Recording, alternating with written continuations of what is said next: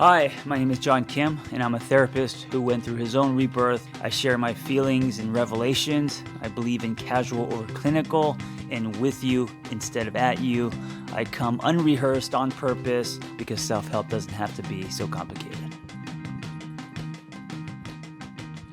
So I'm not a huge fan when people bring on their partner on their podcast to interview. Unless you're Dax Shepard and Kristen Bell, I think those guys are great, and they always create an honest dialogue.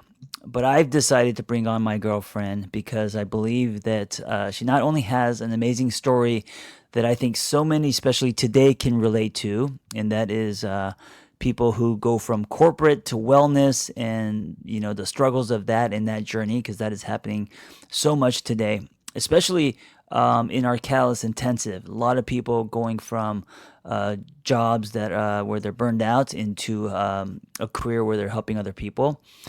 But she is also a mindfulness coach and a therapist who specializes in Buddhist and depth psychology. So all that is interesting, and we're going to have a great conversation about all of that stuff. So here is Vanesa Bennett.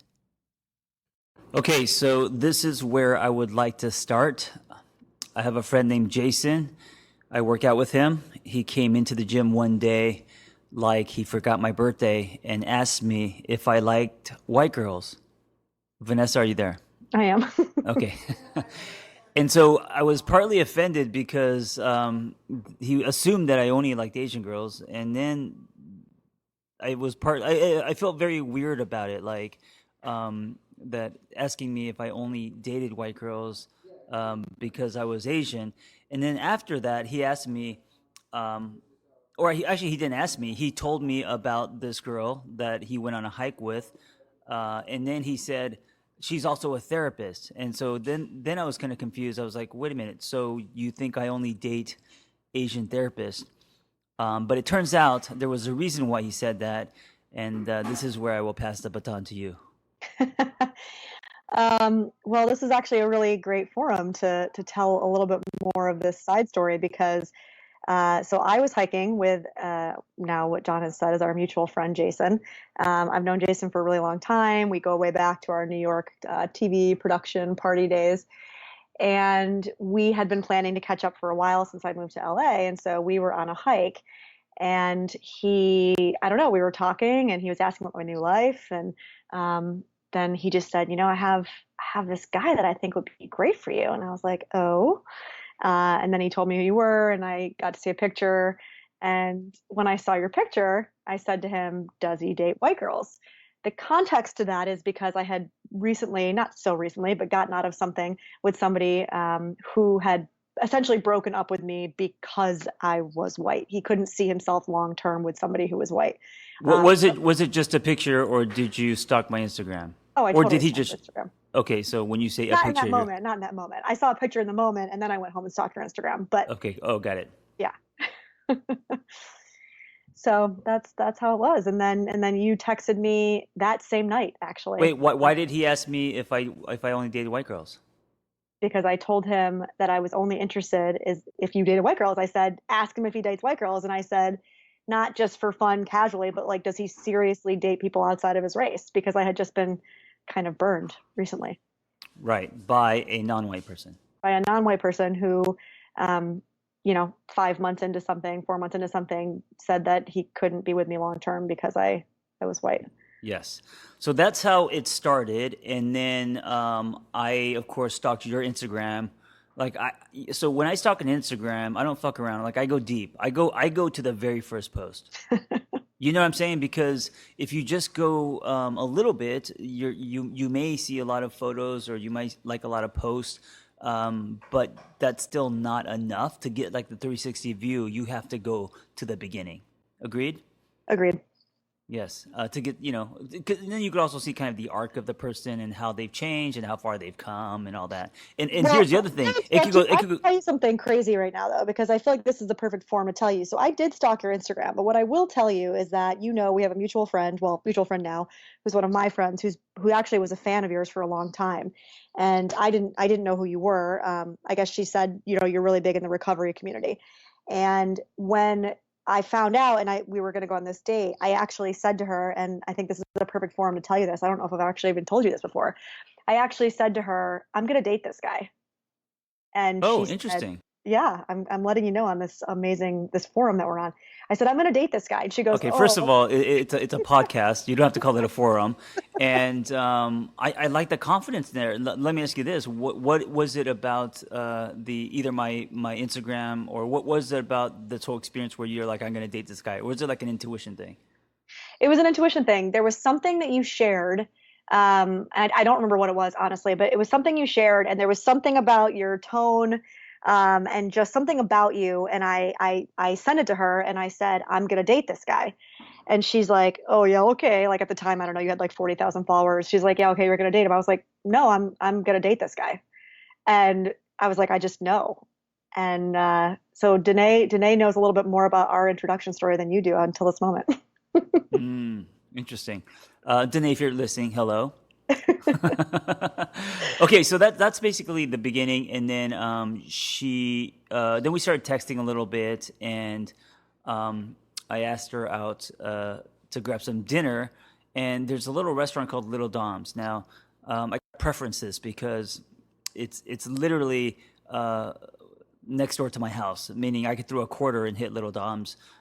So it sounds very lazy that I chose that place, but I did say that I'm probably going to lose points on how close it is, but it really actually is a good restaurant. It's one of my favorites. It's a staple if you're new to LA, and so let's go here first, right? And Yep. and you're good with that. And so Vanessa walks in, surprised that I actually made reservations, and I want to mention that because I talk a lot about our dating culture. And now I didn't go above and beyond. I mean, I took a shower, I made reservations.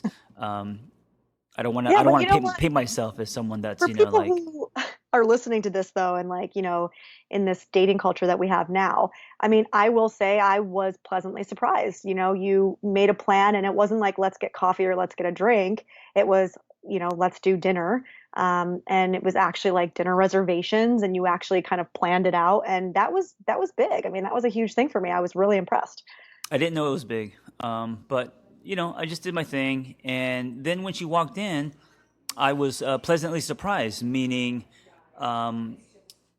usually, when you go through someone's social media, they usually, when you meet them in person, they look different or they act different. There's a lot of false advertising, right? And so, when I met Vanessa, I was like, oh, she's actually attractive.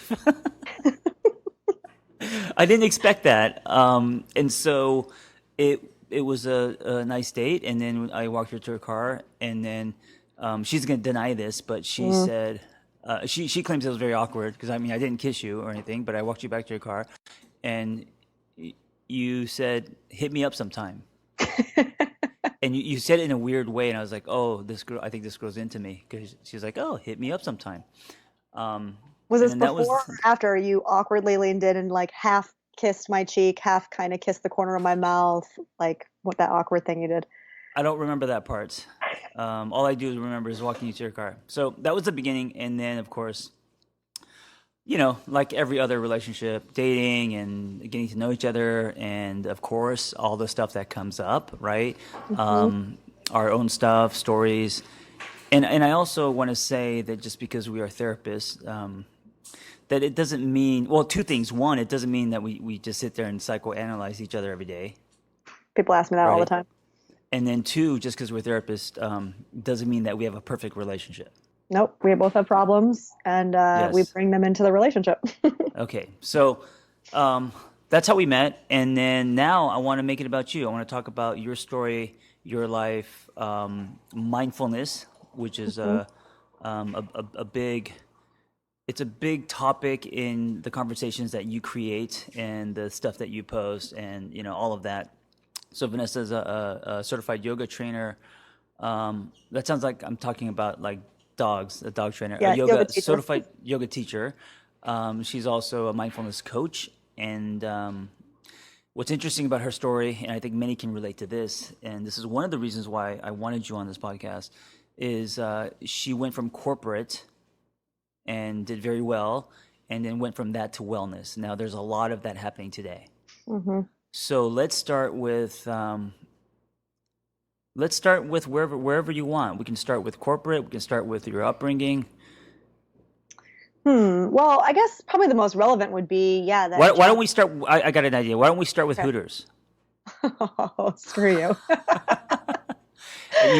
I told you, unrehearsed. Yep. We got to go at Well, it. So here's the thing. Now that we're 9 minutes in, people are yep. listening. Yep. You can't hang up. And No. then if you hang up, there's going to be a fight tonight. So we have to go with the Hooters. I think you should just lean into the resistance and just go all in, balls to the A wall. little known fact about me.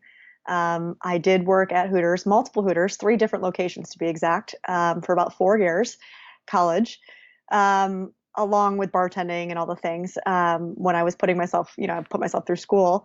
And yeah, so it's a part of my life that I don't really tell many people. I used to be, I guess, the wild child, dance on the bar kind of person. I lived in Let me ask Boston, you I lived this: in New York.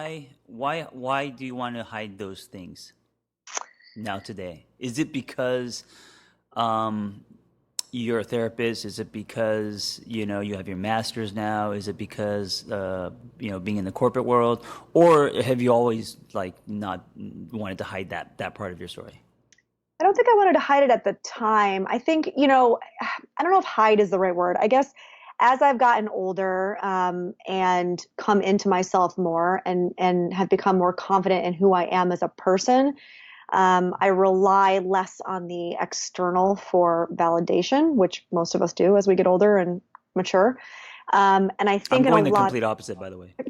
I think in a lot of ways, for me, sometimes it feels like you lose credibility, you lose respect, in that. So I don't hide it. I struggled to figure out how and where it fits into my narrative without just being like, by the way, I worked at Hooters.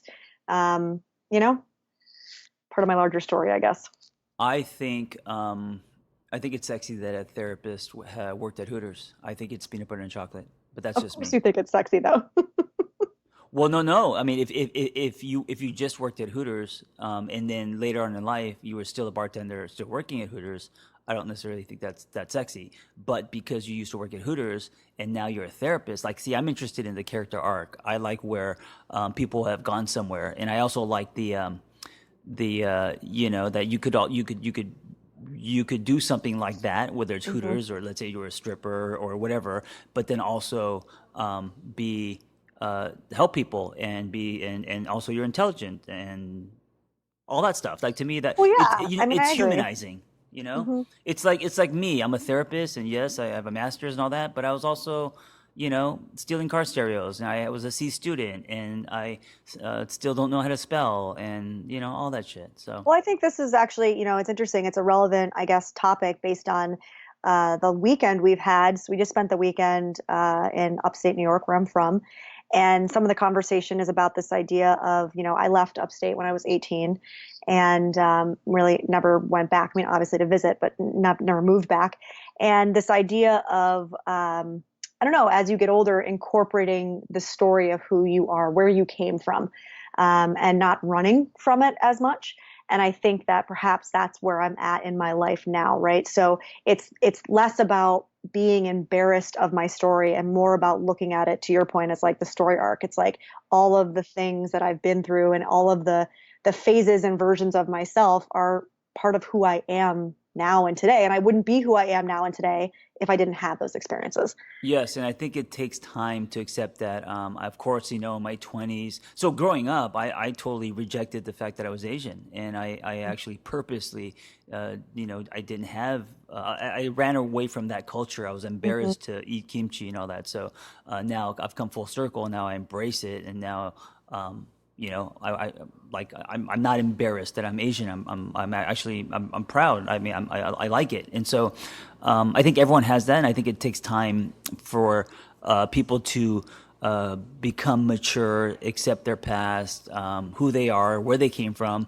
And I think that process is very powerful because I think that when that starts to tip is when you start to share your story and it becomes bigger than you.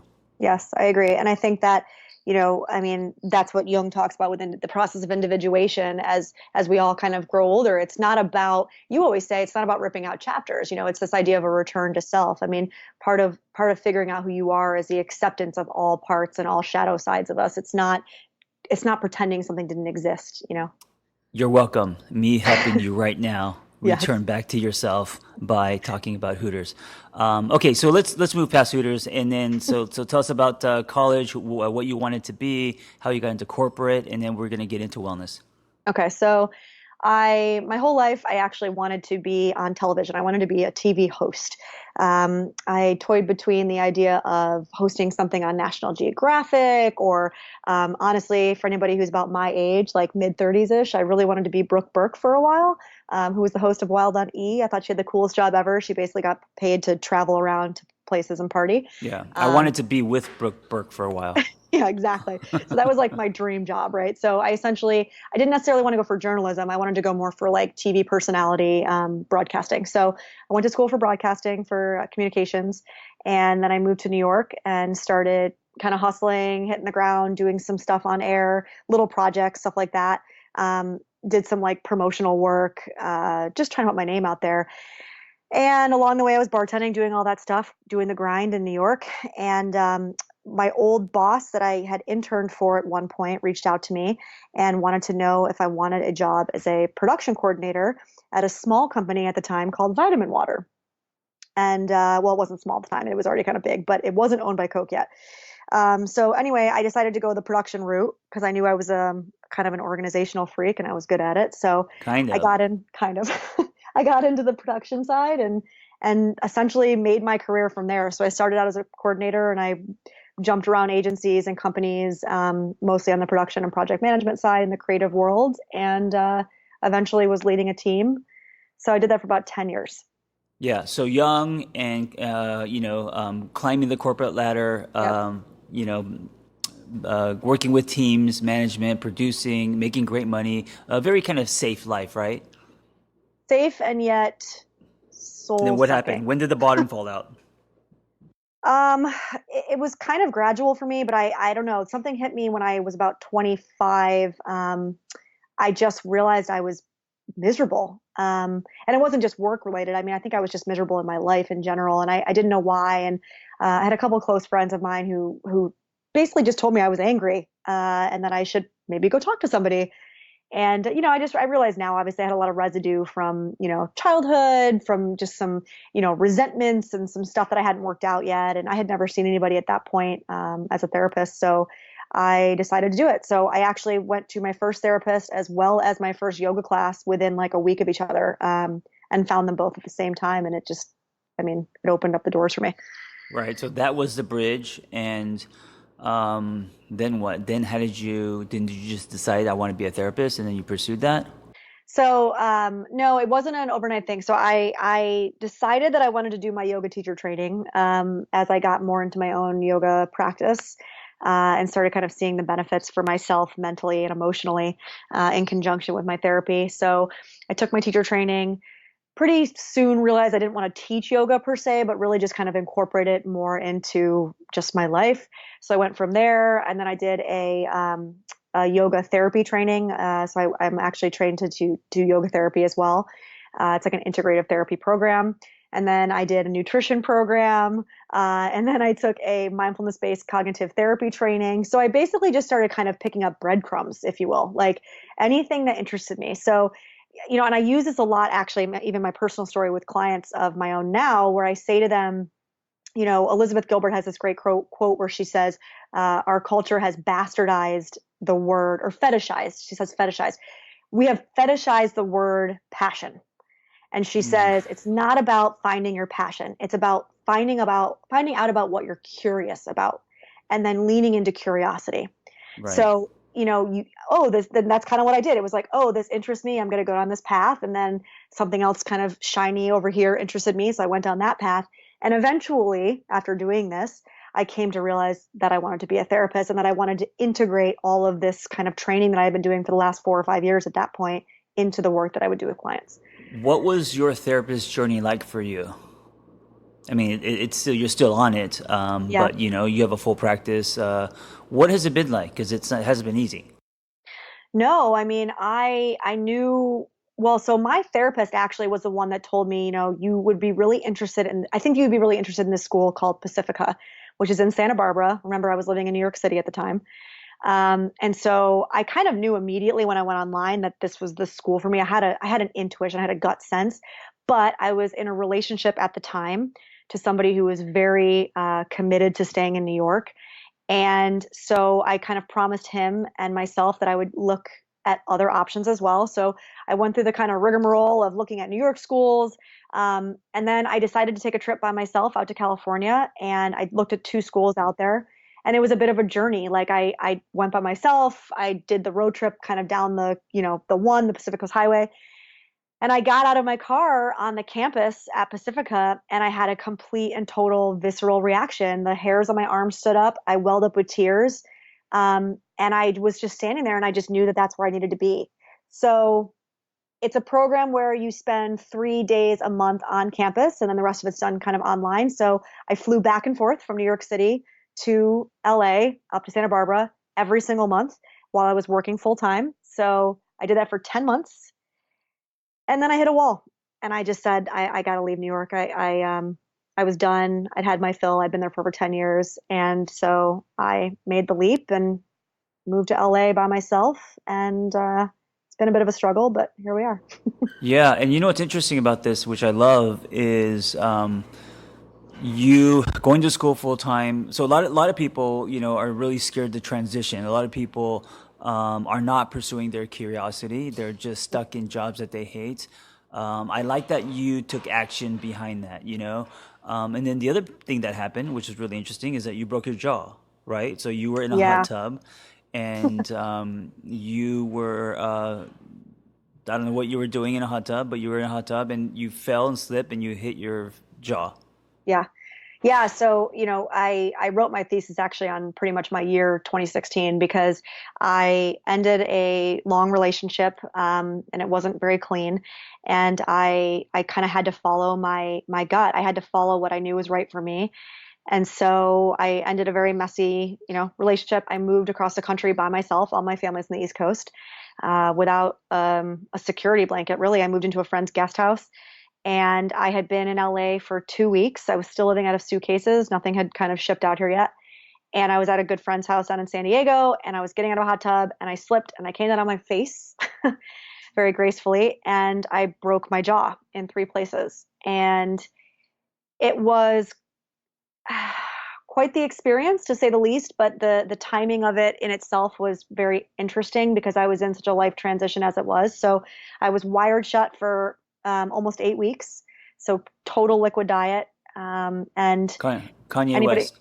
total Kanye West through the wire. Anybody who knows me knows I'm a major talker, so that was very difficult for me. I'm an extrovert. I Well, love they being know around now. people, and that was. Not only do I love people, I love food. So it was probably single-handedly the two hardest months, like almost of my entire life, on top of Yeah. all of the other emotional stuff that I was going through with the move and stuff. What's your greatest takeaway? Because even though people don't have your story specifically, they're either they've either experienced something like what you've experienced, or their version of that, or maybe they're going through that now. What's your greatest takeaway? So from New York to LA, transitioning, new career, breaking your jaw, leaving a relationship. So like basically everything happening at once. I think many people can relate to that. What's your greatest learning about yourself, and also what advice would you give other people who are, going on their journey? Well, I mean, let's see. The title of my thesis was Trauma as Initiation. So I think that sums up my largest takeaway, I guess, from that perspective was really understanding the 6 to 8 month period that I had been through that was absolute hell. And I'll say that the beginning of that period was losing my grandmother. So there was these three big things that happened within like a 6 to 8 month period. Um, was very traumatic for me. And while I was in it, it was hard to see. But coming out the other side, there was a real understanding of trauma as actually a way into rebirth, right? And this is not a new concept. I mean, it's been written about in psychology and philosophy for many, many, many years. I guess the biggest takeaway is this idea that our psyche needs trauma. It needs initiation to move it from one stage of life to another. And so if we do not give ourselves initiations, which basically sum it up, if you think back, we used to have initiations and rituals as part of our culture, right? A lot of us now are very removed from ritual in our life. We have a few left, maybe kind of weddings. There's some in the Jewish tradition, some in the Christian tradition, but we don't have ritual anymore. And really what the theory is that our psyche actually needs it to move us forward. And so if we don't give it to ourselves, it will seek it out for us. And which is crazy to think about, but it's almost like at a psychic level, we seek out traumatic, really kind of like, you hit the wall, like your life explodes kind of experiences to essentially say to yourself, like, this part of your life is over. It's time to move on. It's time to move into this next phase, and you're dragging your feet. So this happens a lot in relationships, don't you think? I do. Yeah. I do. Not just relationships, right? But like you see this in well, this is like the midlife crisis, right? I mean, it's people's life transitions. It's somebody is dragging their feet. They don't want to make a move, which one of the things I love to say is this idea that not making a decision is making a decision, by the way. And something major has to happen, right? You have to drop to your knees in order for you to actually make a change. And I think this was it for me. And so now on the other side of it, I'm grateful as much as I can be for that year of really hard times because it really helped me come into who I am. So, I got really deep with my meditation practice because I had to stay sane when your mouth is closed shut for eight weeks. And I got really deep into my therapy work and just kind of my soul work, really. And it was really through this journey into the darkness, right? Like the dark night of my soul, that I was able to come out the other side so much more clear on not only who I was, but where I was going, what I wanted, what this next phase of my life looked like. And I don't think I would have had that clarity or those reckonings, those realizations, right, without those experiences that I had had. Yes, and this is where we're getting to the meat and potatoes of this episode, and this is what I really want to talk about and why you're on this episode, because I really think that we could create a valuable conversation about meditation and mindfulness, right? So using your personal story, but also as a mindfulness coach, everything that you've learned and that you're helping clients with today. I don't know where do you want to start because it's such a broad topic, but it's everywhere. You just did a video course on how to reduce anxiety and depression using mindfulness, which I think is really interesting. So first, let's talk about what is mindfulness, what is meditation, and how can we use that to have less anxiety and be better version of ourselves. Yeah, I mean, I think most of us know that mindfulness has kind of become a buzzword these days, which is not the worst thing in the world. Right. Obviously, it's great. But so the definition really of mindfulness is paying attention to something in the moment on purpose without judgment. And yeah, which is really easy to do. Yeah, exactly. And it's the without judgment that's actually the most important part, right? So, yes. So what does that mean? Essentially what that means is it's paying attention, not just being mindful in the moment externally, right? So you and I are sitting across from each other having a conversation and I'm not on my phone, but I'm actually there with you, right? Noticing you, listening to you, paying attention to you, seeing the people in the restaurant, hearing the noises, smelling the smells, all the things that are happening. But it also can be turned internally as well, right? And that's the practice of mindfulness internally. That's where meditation comes into play. So it's being aware of what's coming up and not judging it as good or bad. It just is. And what's the benefit of that? Well, really what it does is it removes you from your thoughts. So many of us walk around thinking that we are our thoughts. And we are not our thoughts, right? Thoughts are not facts. They're just thoughts. and they pass through our brains constantly. That's what our brains do. They're meant to think, right? But just because our brains are meant to think doesn't mean that they're producing thoughts that are accurate or true, right? It's not truth. So what it helps you do, this practice of mindfulness, is detach yourself and back up so that you're able to watch the thoughts in a way. It's almost like you're watching a movie screen, right? And you don't get sucked into the storyline. It just passes by, whether it's good Right. or bad. You don't get attached to it either way, because you're not labeling it as good or bad. It just is. It's a thought, and that's all it is. Yeah, and as she was saying, getting sucked into the storyline. The thing about our thoughts is our thoughts produce a feeling, right? Hmm. And then that feeling, that chemical charge, because the feeling is going to be the elephant, and your logic, and it's going to be the rider on top, and the elephant's going to go where it's going to go. So once you produce a feeling from that thought, and usually our thoughts are negative, right? Then that feeling is what sinks you. Yes. Well, then so then the feeling is like lying, whether it's fear or mhm. loneliness or sadness or anger, like all those feelings that are heavy. That's what, and then those feelings produce more thoughts, and so then you're in this vicious circle, Yep. a pattern that gets you to sink in your quicksand. Well, and also, the way that it works in our brain is that we actually produce these tracks, right? Like it's like grooves on a record. So the more you have these negative thought tracks, these thought patterns, the deeper and deeper those grooves become, and they actually become habitual. And so part of mindfulness is also breaking those habits and being able to see them for what they are rather than just getting sucked into it and not even recognizing that you're in that loop. And I want to be clear too that it's not all about positive thoughts and positive thinking. Mindfulness is actually very anti-positive thoughts only. I actually wrote an article about this that did really well, right? This idea of like positive vibes only, and this kind of I hate to say yogi culture, but it very much is prevalent in the yoga community. Like, only good vibes. Like, don't be around anybody that has negative vibes. I only want to be positive. Look, life has negative shit. Like it's complete and total crap to say that we're going to only be able to be around positivity all the time. And also it's fake. That's not real life. What it is you can be more and more with practice, you can be in the midst of negativity, quote unquote, and not get attached to it, not get sucked into it. That's the difference. Yeah, and I think the reason why that article went viral, it hit a nerve or a pulse, and what's happening in wellness is there's a crust forming because of the Hmm. commercialization of wellness, and so things like be positive or Hmm. be grateful. Like there's a lot of words that are very important, but they're being overused and they're becoming bumper stickers. They're becoming it's just a lot of people are wearing the T-shirt, but not really actually practicing it, and that's what you're talking about, right? Totally. And look, what I just talked about my story, like I wouldn't be where I am right now if I didn't go into the depths of the darkness, right? Like that is where the meat and potatoes of my story was. So if I was all positive vibes only, I would not have come out the other side of that kind of 6 to 8 month period of my life anywhere near who I am right now. So if you gloss over the negative, if you don't give the negative, and I hate to say negative because even that's classifying it kind of good or bad, but if you gloss over the negative or the darkness, you miss out on the light. You don't get to have light without dark, period. It's that simple. It's a universal law, right? So mindfulness helps us kind of see that. So, how does mindfulness then help us with anxiety, which I guess you kind of explained with creating distance between us and our thoughts?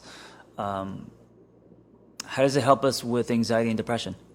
Well, partly, like I said, it is about distancing. It's also getting really familiar with yourself. So we do a lot in the program that I created, which I've pulled from a bunch of different teachings and learnings and things that I've done over the last 10 years.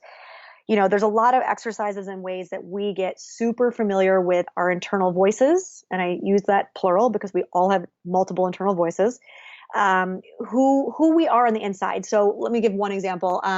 We work on this thing called the layers of the negative experience. And so one of the exercises we do is kind of learning to dig yourself or back yourself into an experience. So I'm going to try to spitball this because I don't have my notes in front of me, but if I remember correctly, so say I wake up and I'm in a pissed off mood, right? That's layer one. I'm in a bad mood. Now, if I go to layer two, right, it's like I stubbed my toe. So I'm in physical pain, which is causing the bad mood, right? If I go even deeper than that, it might be that I slept really shitty for the last few days. And so I've been really groggy and irritable. And then that helped me essentially stub my toe, which then caused the negative experience, right? And you literally keep going down and down and down, and you dig yourself down until you go, oh, that's what that is. I'm not just angry, blanket statement, negative experience.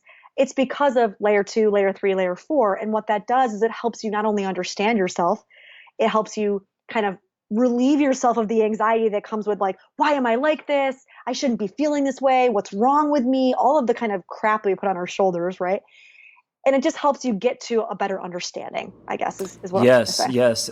So what you're talking about is this idea of what's running underneath, Mm-hmm. Yep. because I think a lot of us react from the thing that happens on top. So Yes. whether it is, getting fired, someone dumped you, someone ghosted you, whatever it is, you stubbed your toe. But it's the accumulation, or as you say, the layers of stuff that is happening, or what something means to you, and you attaching definitions or meaning to something. And then the thing that's happening on top is just kind of unleashing all of the other stuff, Yep, exactly. And right? so, yeah, and so really one of the biggest purposes of mindfulness is really just truly creating an understanding relationship to your inner landscape. It's getting so familiar with yourself that you become so aware of your patterns and, what the thoughts are arising from and the emotions, where they are in your body, when they come up, how they come up. You're just really getting a really solid relationship with the self, I guess is what I'm trying to say. Yeah, and a lot of people think that EQ, emotional Hmm. intelligence, is just, oh, you communicate well, or he has really high EQ because he expresses himself. This is also emotional intelligence, right? Yes. This is also uh, um, the ability to understand self, right? Yes. That I think is everything. Everything. Yeah, I totally agree. Everything, yeah, and it doesn't even mean that um, you have to have answers or solutions. I mean, Hmm. just understanding yourself alone, I think, is already it's already working if you're able to do that, if that makes sense. Well, yeah, and that's self-care, right? Like we talk about this a lot. I mean, this idea of self-care of like treat yourself. I mean, look, you want to go out and get a pedicure and take a bubble bath, great. That's awesome. I mean, I wish I had time to do that every day, but self-care also includes this work. It also includes getting to know yourself and understanding why and how you tick. That's just as important as taking a bubble bath. Yeah, More. let's italicize this because I think this is so important, especially going back to this idea of commercialization of wellness, and Hmm. going back to this idea of commercialization of wellness, and how words like self care have become bumper stickers. Yes, self care can be pedicures, can be a donut once in a while, can be all the things, massages, but no one talks about self care in this way, and I think this is really important, right? And so, self care is actually doing the work on being aware of self and Yeah. everything that's happening within you. Yeah, it's setting boundaries with people. It's speaking up when you're somebody who normally doesn't want to rock the boat. It's, all of the things that we work on when you're whether you're with a therapist or a coach or, just doing this kind of inner landscape work. It's figuring out these kind of patterns or traits that you have that are keeping you tied up and then working to untie them. So understanding is great. And then you have to put kind of into action, right? Which is like if I know I'm the people pleaser and I know that I'm the codependent, then my work, my self care is actually speaking up and drawing a line and setting a boundary. That is self care.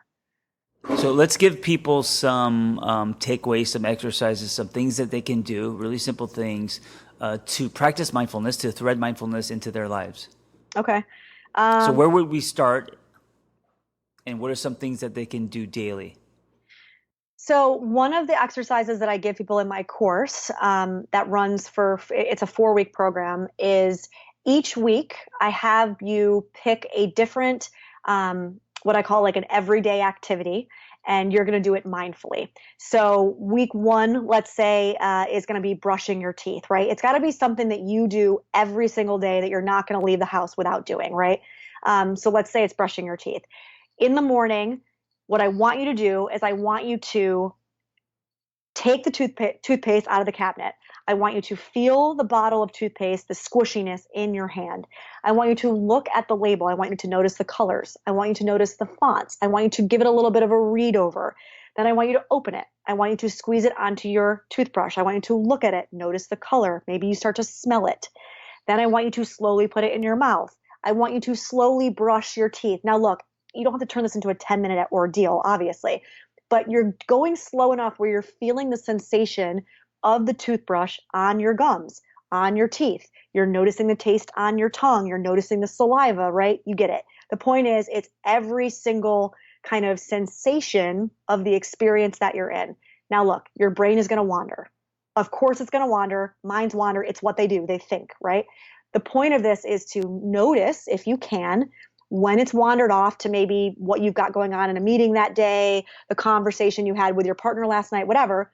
Notice, oh, my mind has wandered. And then you bring it back to brushing the teeth. Okay, I feel it on my tongue. I can taste the peppermint, right? Oh, my mind has wandered. Okay, nope, bringing it back. The peppermint, the saliva. So this is something that you can do. And what I do in the program is each week you pick something new, right? So if week one is teeth brushing, the next week is making your bed, right? And you do it mindfully every single day for that week. So, like in a nutshell, it's the practice of being present. Yes. Using all your senses, correct? Yes, and it's a muscle.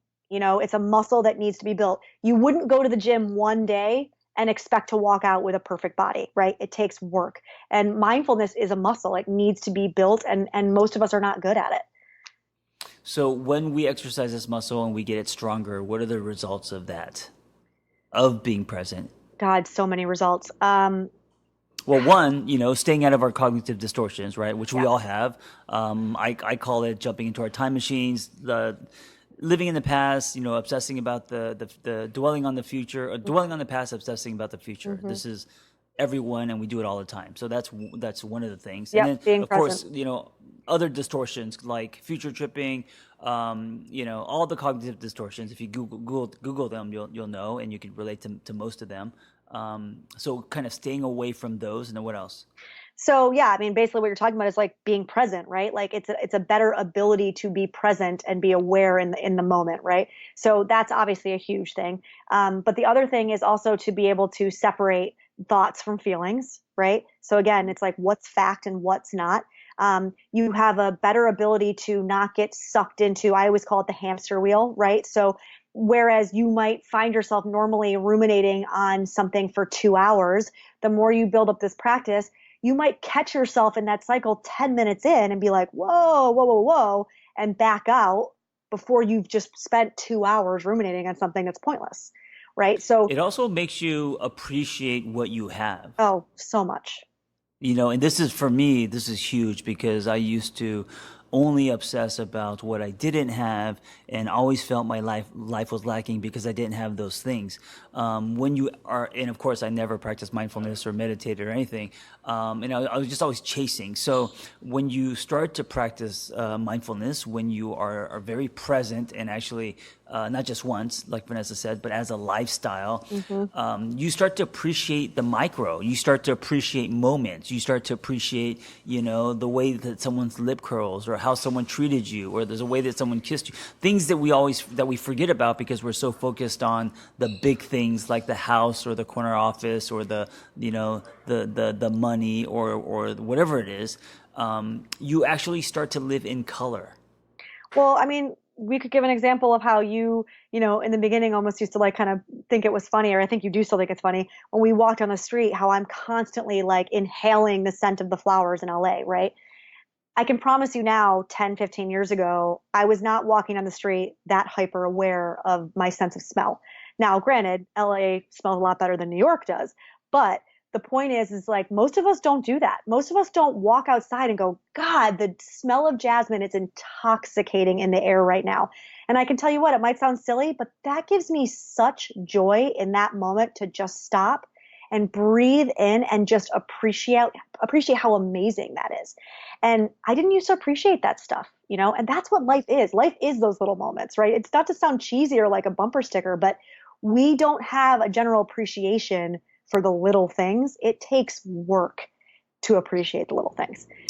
Love is also those little moments. Mm-hmm. And love also takes work. And I think that people who are in relationships where they're not being mindful, it's the same thing happens. They're kind of loving around each other, not with. They're not in it. They're not appreciating all the things and doing life together.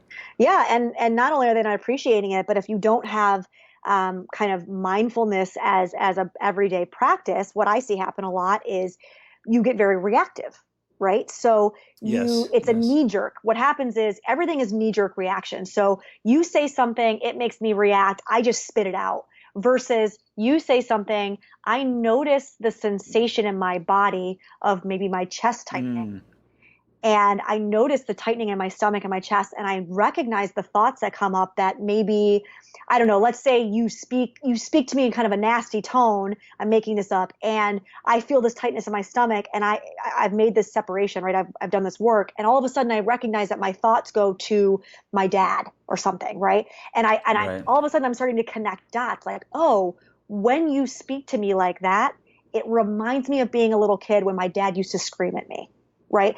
We're not able to get to that layer of connectedness until we really do the work of being present with the sensations in the body and the thoughts that come up and how they're all connected, right? So that's also a Yes. benefit of mindfulness in relationships too.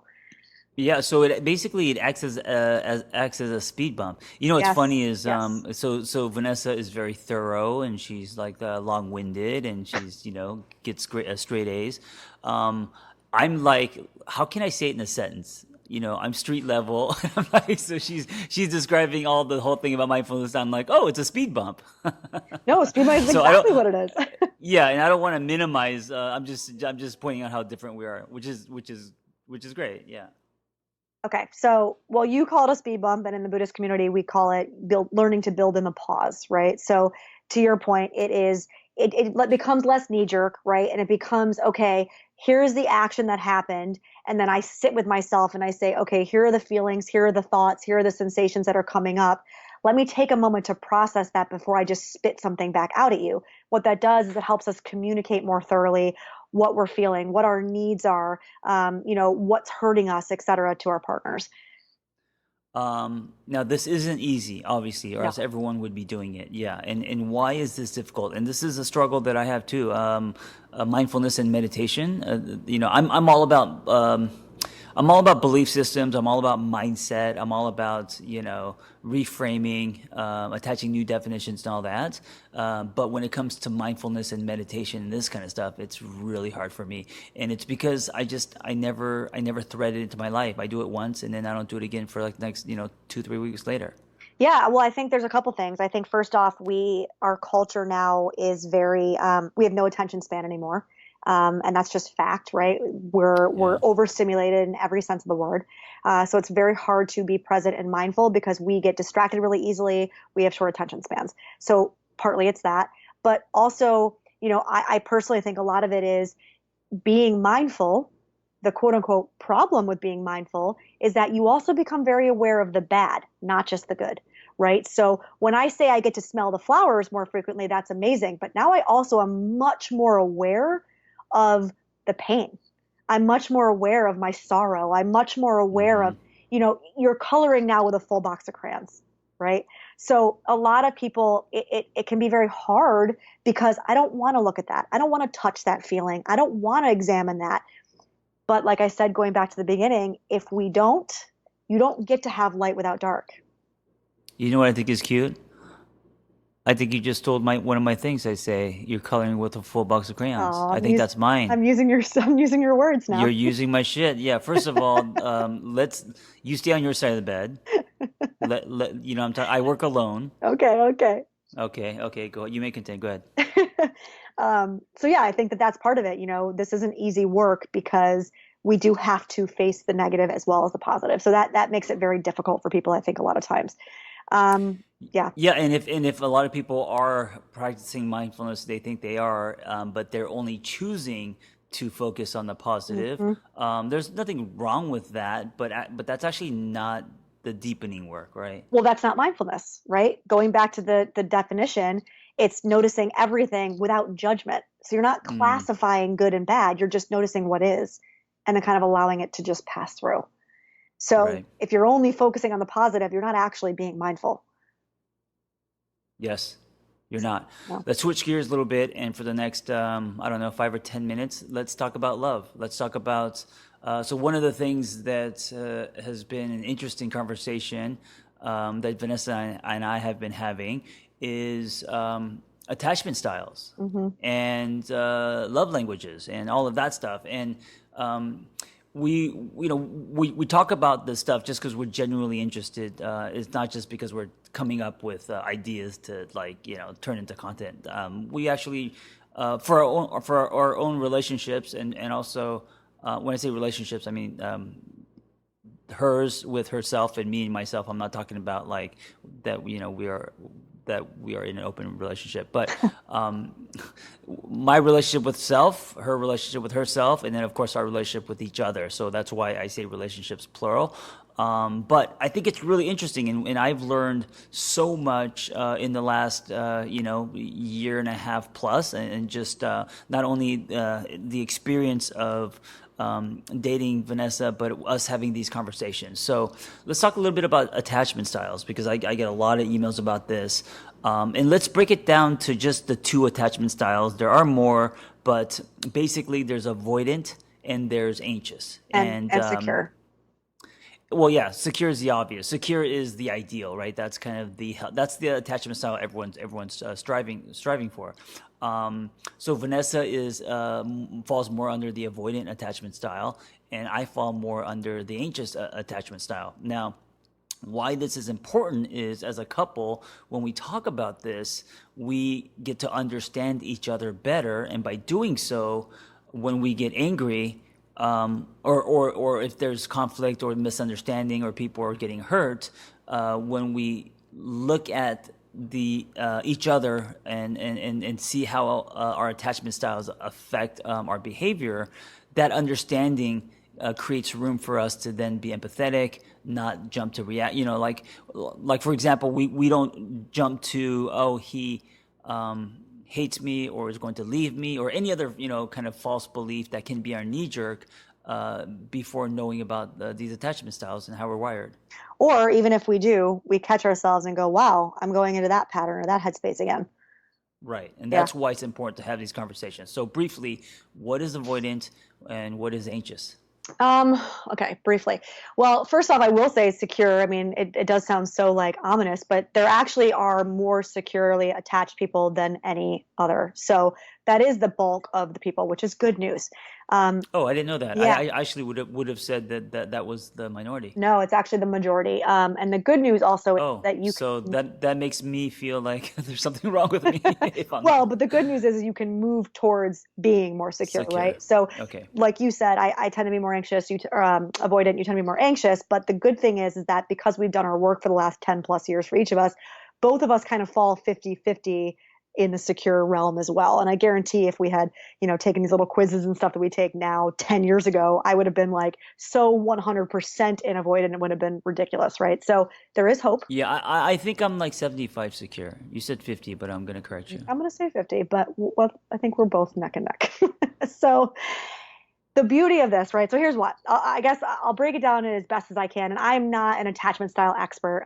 It is something that I actually, as a therapist, recently have kind of not just gotten interested in, but have been doing more research on because I think it's so fascinating and it's been so helpful in your and my relationship, right? So with avoidant, what tends to happen is you fear being engulfed.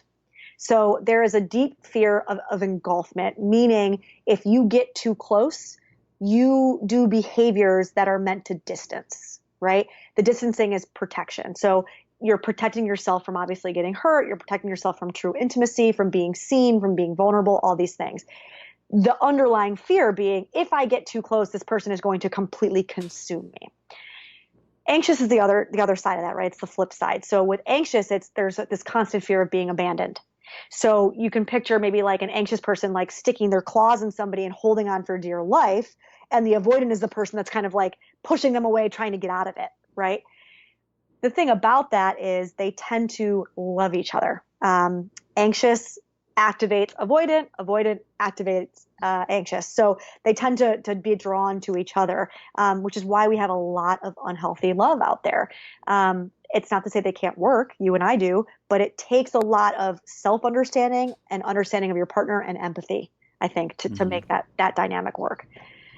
Dig deeper with it, guys. It you know it goes back to what we're talking about as far as understanding self, being aware, and I think especially with love, we don't take that step. We don't look under the hood and see why we do what we do, or see how we love. We don't investigate our patterns. Attachment styles, that's just one door in. It's one category or one part of you, and it's something worth exploring. Yeah, and I think just to end on this idea of going back even to what we were talking about with Hooters, the theme is acceptance. And I think mindfulness, just to go back to that, is a lot of that works to bring you a greater sense of acceptance for everything. That includes not just with yourself, but with your partner. This isn't a magic wand. There's no such thing. Therapy is not a magic wand. Nothing can be quote unquote fixed. It's about increasing your tolerance for things because life is crazy. We Yeah. have bad, we have good, we all have triggers, we all have childhoods, and all of this crazy shit. Nothing can fix that. It's not about fixing. We're not broken. It's about gaining a better acceptance of it and learning to have kind of more of an appreciation for all those colors. Yes, for sure. We didn't touch on love languages, so we'll do it really quick. Love languages, I thought before, was a marketing ploy to sell books, and I actually am really into them now. And recently, in the last year or two, I've been exploring what my love languages are, how I love, how I receive love, what that looks like. And I think they're important. So just briefly, and Vanessa help me with this, here are the love languages. There are acts of service is a love language. Act of touching, right? Touch, yeah. Touch. Vanessa's love language is food. That's the sixth love language. We've That's added his, one. yeah. There's what else is there? There's words of affirmation. Hmm. That's one of mine. Um, Quality time. Quality time. And I think is that one more? I think that's it. No, we missed one. Touch, acts of service, quality time, words of affirmation, gifts. Gifts. Gifts. Yeah. Yes. So for me, I like touch. That's one of my love languages, and also words of affirmation. Right. That's how I receive and give love. Vanessa, on the other hand, hers is acts of service is one of them. And what's your other one besides food? I mean, acts of service is pretty dominant for me. I guess I would say quality time, but I think acts of service is like almost number one. Right. So here's what's interesting, and I'm going to use our relationship as an example. I could write her a poem, right, Which he and pour does. my heart out, which I do, and I'll hide it. It doesn't matter if I hide it in her purse or write it in the sky.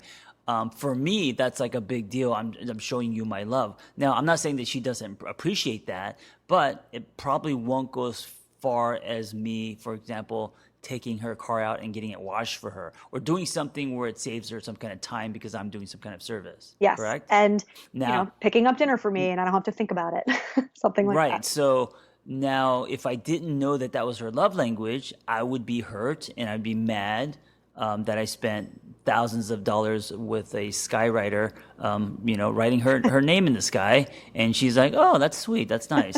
But because I know her love language is acts of service, then it makes me understand her more, and I take it less personally. Yep.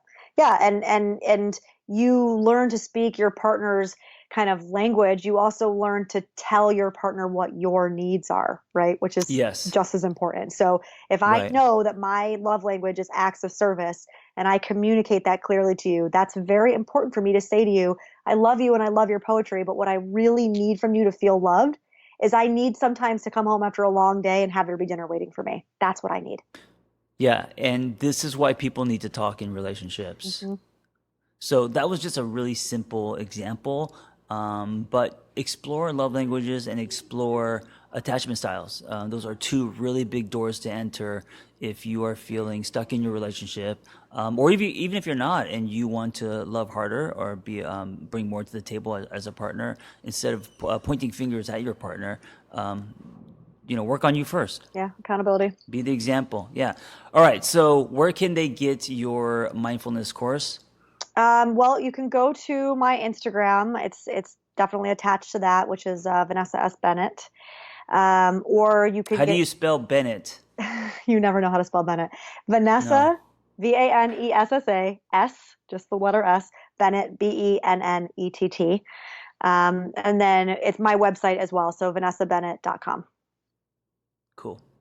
Well, Vanessa, thank you for being on my podcast. Thank you for having sex with me. Thank you for making me food. Thank you for Thank you for bringing me taking home me food. to. Yes. Thank you for bringing me to New York. And thank you for teaching me.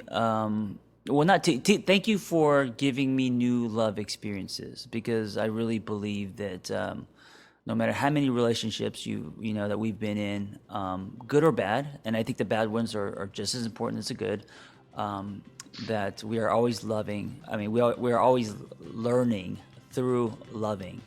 And I choose to be a student to love, and I've learned so much from you in the last year and 7 months. I agree. I feel the same way. Yeah. All right. All right, guys, be well.